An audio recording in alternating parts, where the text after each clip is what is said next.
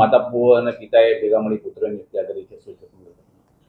તારીખ 19/9/2025ના રોજ આણંદના ઉમરીનગર ખાતે રહેતા મોહસિન શાહ અબ્દુલ્લા દીવાને પોલીસ સ્ટેશનમાં આવી પોતાની ફરિયાદ હકીકત જાહેર કરેલ કે પોતાના સગા ભાઈ યાસીન શાહ અબ્દુલ શાહ દીવાન પોતાના મમ્મી પપ્પા સાથે ઉમરીગર ખાતે જ રહેતા હતા, પરંતુ આ પોતાનો પુત્ર પોતાના માતા પિતાને અવારનવાર મારઝૂડ કરતો, ઘરકંકાસ કરતો, તેની જોડે લડાઈ ઝઘડો કરતો હતો અને વારંવાર એની આ હરકતોથી પરેશાન થઈ યાસીન શાહના મમ્મી પપ્પાએ તારીખ 19/9/2025ના રોજ સવારના 10 વાગે પોતાના જ ઘરમાં પોતાના દીકરા સાથે લડાઈ ઝઘડો થતાં બંને માતા પિતાએ લાકડાનું પાટિયું થી ગંભીર પ્રકારની ઈજાઓ પહોંચાડી યાસીન શાહના ગળે દોરીથી ટૂંપો કરી તેનું મર્ડર કરેલ હોવાની ફરિયાદ આપતા આણંદ ટાઉન પોલીસ સ્ટેશનમાં મર્ડરનો ગુનો રજીસ્ટર કરવામાં આવેલો।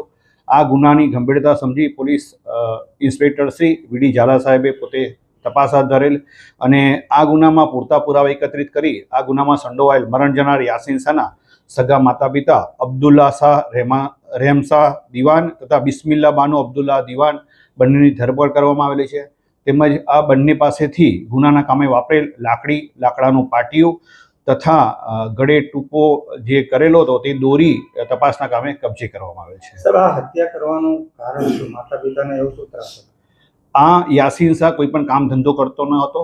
આ અગાઉ 2017ના વર્ષમાં આણંદ ટાઉન પોલીસ સ્ટેશનમાં લૂંટના પણ ગુનામાં સંડોવાયેલો હતો, એટલે ક્રિમિનલ ઇતિહાસ ધરાવતો હતો, પરંતુ અને કોઈ કામ ધંધો ન કરતો, જેથી તેના માતા પિતા અવારનવાર તેને ટોકતા હતા, જેનાથી નારાજ થઈ અને યાસીન શાહ પોતાના સગા મા બાપની સાથે પણ લડાઈ ઝઘડો કરી એમની સાથે મારકૂટ કરતો હોવાની પણ હકીકત તપાસ દરમિયાન જાણવા મળેલ છે અને રોજબરોજના આ ત્રાસના કારણે જ માતા પિતાએ આ એક્શન લીધેલો અને આ પ્રમાણે તેના પોતાના સગા દીકરાનું મર્ડર કરેલ હોવાની હકીકત તપાસ દરમિયાન જણાવેલ છે। હત્યા કર્યા બાદ એના માતા પિતા લાશની પાસે કલાકો સુધી બેસી રહ્યા હતા, એમ કેવી વિગતો છે?